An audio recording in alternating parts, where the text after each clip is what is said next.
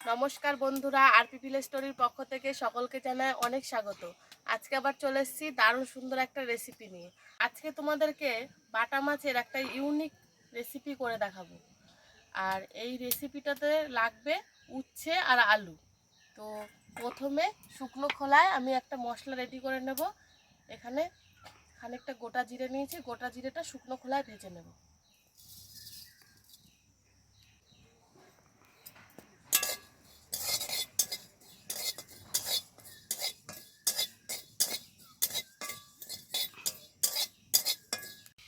জিরেটা খুব ভালোভাবে ভাজা হয়ে গেছে, এবার তুলে দিচ্ছি।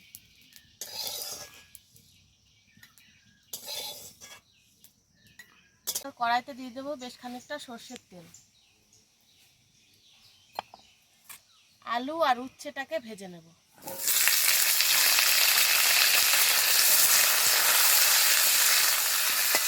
এদিকে আলু আর উচ্ছেটা আস্তে আস্তে ভাজা হতে থাক, আমি মাছগুলো কেটে নিচ্ছি। এই দেখো, আজকে ছোট ছোট সাইজের বাটা মাছ নিয়ে এসেছি। এবার এই বাটা মাছগুলোকে কেটে নেব।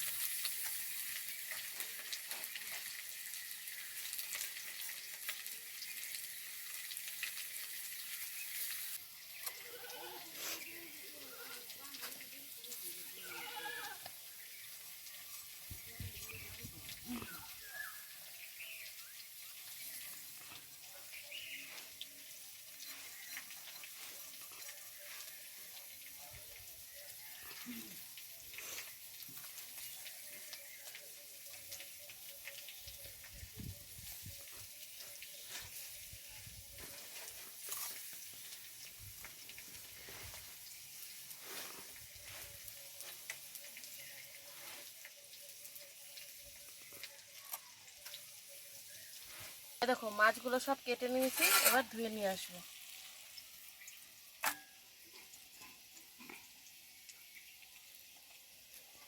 মাছগুলো কেটে ধুয়ে নিয়ে চলে এসেছি। আর এদিকে দেখো, আলু আর উচ্ছেটাও খুব ভালোভাবে ভাজা হয়ে গেছে। আলু আর উচ্ছেটা তুলে নিয়ে মাছটাকে ভাজবো।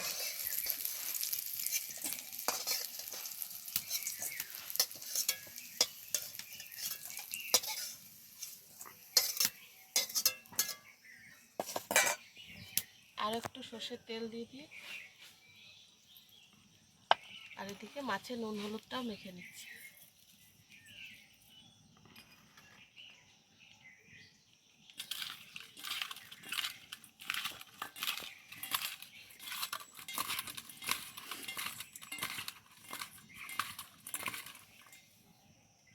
কড়াইয়ে তেল খুব ভালোভাবে গরম করে নিয়েছি, আর মাছগুলো ভেজে নেব।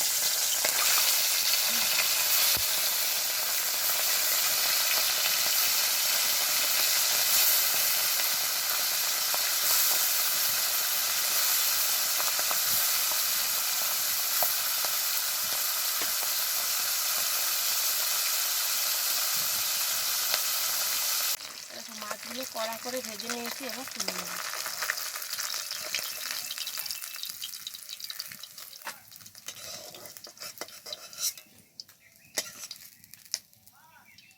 এবার বাকি মাছগুলোও কড়াইতে দিয়ে দেবো।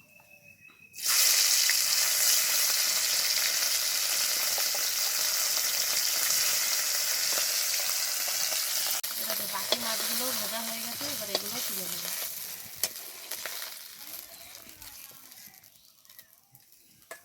এবার ওই কড়াইতে আরও একটু সর্ষের তেল দিয়ে দিচ্ছি।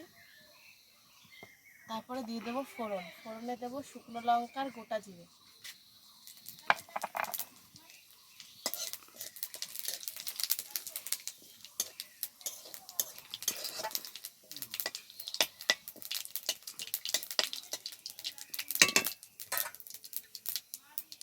দিয়ে দিচ্ছি থেতো করে রাখা আদা।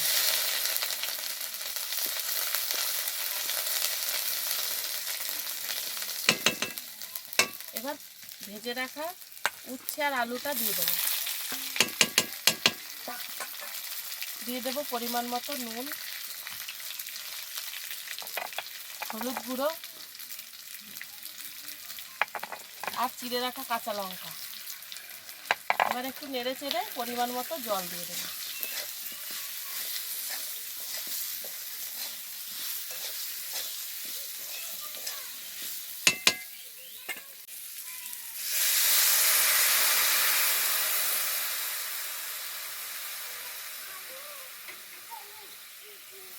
ঝোলটা দিয়ে বেশ ভালো করে ফুটিয়ে ওই ভেজে রাখা জিরেটা গুঁড়ো করে এর মধ্যে দিয়ে আর মাছটা দিয়ে নামিয়ে দেবো।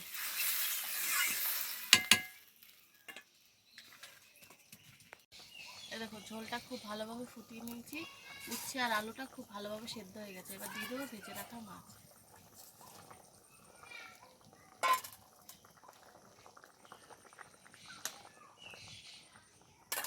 আর উপর থেকে দিয়ে দেবো ভেজে রাখা জিরে গুঁড়ো। এবার আর 2-3 মিনিট মতো ফুটিয়ে নামিয়ে নেব।